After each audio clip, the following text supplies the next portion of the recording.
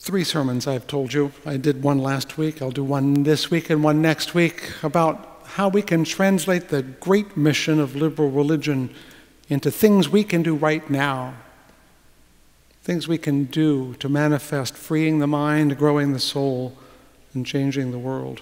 And I've tied them all to that Emma Lazarus poem, in part because I think that her vision of the Statue of Liberty is, in some ways, a vision for liberal religion. It is one of releasing the lightning, as I said last week, letting the light out, freeing the mind.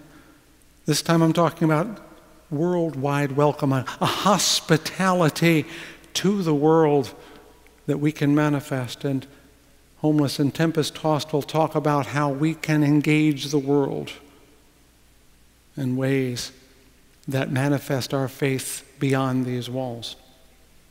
I said last week that we need to release the lightning.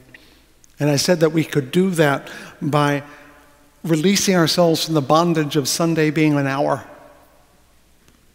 I think we need to recover the Sabbath, a whole day that would be one way in which we can engage. I don't mean that all of you should come and spend the whole day. I'm here most of the day, and I can tell you, you can survive it. But my point here is that we can't pour all spirits into one vessel. We have people who, young people notably, who, they go out Saturday night. Now, this is something I haven't done all my career, so I don't get going out late on Saturday night, but 11 o'clock on Sunday morning can be a tough call for a 22-year-old. And if we say, well, tough, you can't come to church unless you're willing to get up on Sunday morning. And, there's a part of me that says, well, maybe we should make it possible to worship sometime else. And if you're teaching your children or want your children taught, if you think you can do all your spiritual education between 11 and 12, once a week, you've got another thing coming. And if you're an adult, for whom this hour may be precious, but maybe the time learning or studying is also powerful. So my argument last week is let's release the lightning of Sunday into a full day. And we're working on that. Our young people are talking about expanding the character school programming. And we should say, as a community, yes, you go. Make that happen. And we're going to try to make it happen. And I got to tell you that it's going to take a while. But if we're lucky, we'll get it out there by next fall. But things along the way may emerge. And I want you to cheer them on. I want you to be part of it. I want you to be excited that even if you don't see everyone here at 11 o'clock, they're showing up somewhere else. And they're deriving the same blessings that you have derived. In part, what I'm talking about is something called accessibility. When we think of accessibility, we think of ramps. They're great. And the hearing assistants, if you're wearing one of those T-coils, I'm glad you have, and tell us when they don't work. But being accessible is not just about physical access. It's about age access, about cultural access, and racial access. As I said last week, if we only sing one song, if we only worship one way, if we only color with one crayon, we lose the ability to have a full-blooded liberal religion. And I have to believe that liberal religion is not a cultural creation. It's not just for privileged white middle-class people, as wonderful as most of us are. That it has to be available to poor people and dark people and young people. And we have to make that possible and be willing to let that happen. And this week I want to take that story and go a little bit further. And it starts with another story that takes us to another kind of accessibility. This year we hosted the Interfaith Community Thanksgiving service. It moves around town. We happen to be the one available this year in terms of space.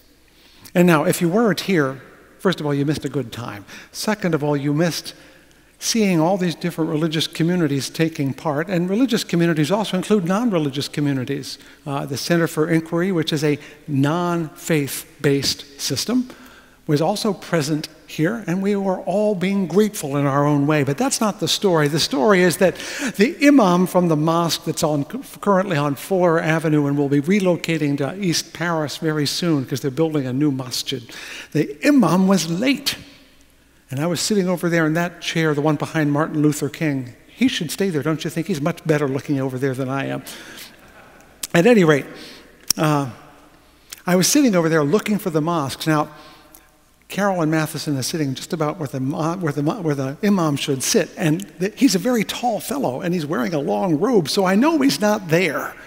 And I'm worried because his time on the program is fairly early on. He comes down slowly after, in one of the transitions. I breathe a sigh of relief, and afterward, I find the story. He ran into my wonderful spouse who's always looking after me, and that means she's looking after you too. She says, the imam came in a big hurry and said, I have a problem. He speaks in a halting English, so she's giving him benefits of the grammar to you, and says, I need to make my prayers, salat. He says, may I go back into the chapel and where we have usually done it in the past? What you may not know is that for the last 2 years, we've been meeting with the Muslim community for a dinner in Ramadan, and it always begins with prayer, and they always go to the chapel to make prayer, and we make it possible because it's not a very highly decorated space, and it's easy to focus there. Now, the reason this is an important story is that I have an imam from a mosque who now thinks of a spot at Fountain Street Church as the usual place to pray. I'm going to say this again. There is a man who runs a mosque who, when he comes to Fountain Street Church, knows there is a place where he can pray. That is the most potent message I want you to take out of here today, is that we can be a home, a house, a place for people of all faiths. Because that's exactly what I'm going to propose to you. That just as we need to expand our time envelope to welcome individuals who are going to worship with us, it is time to expand our physical envelope so that any faith community can walk in this door and know that they have a place where they can be present, where they can pray or worship and know it is honest. I speak specifically of our chapel. A lovely, smaller, dignified space that already the Muslim community knows they can use. And that made me think, what if